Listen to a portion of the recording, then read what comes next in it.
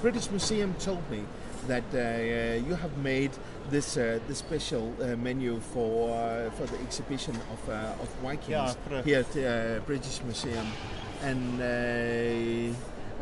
would you tell me a little bit about how you made your research and how you find working with historical food, which is quite different from modding? It's interesting. I've done a few in my career. I've done a few themed events and going to certain countries. If it's perhaps a wine pairing that's coming from Chile, research their food. So when I knew that I was coming here and knew that the Vikings exhibition was going to be so big and important, we wanted to do a themed menu. So really I just started researching pretty much online as to what the Vikings really ate and the ingredients they had to their hands. Not necessarily everything changes in time and everything gets, but really it was to keep as much authenticity there as possible.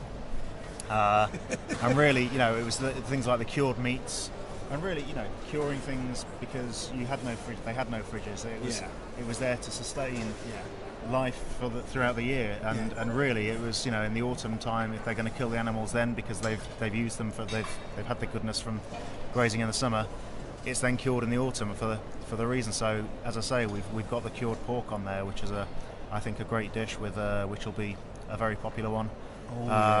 Cured fish. So again, it's the good old gravlax is something that people will always recognise, and it's a very popular dish in England anyway. So I'm hoping that will be very well received.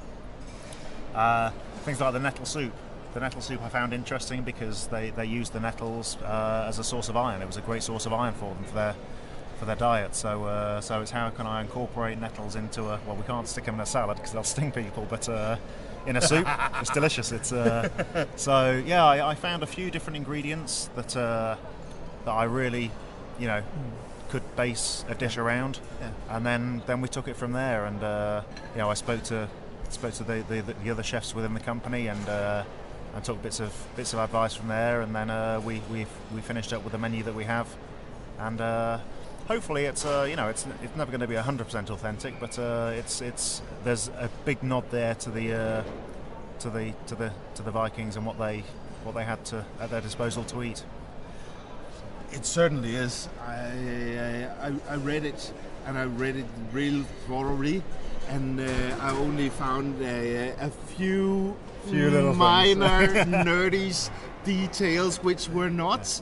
So I really wanted to say that you have been really good at your research.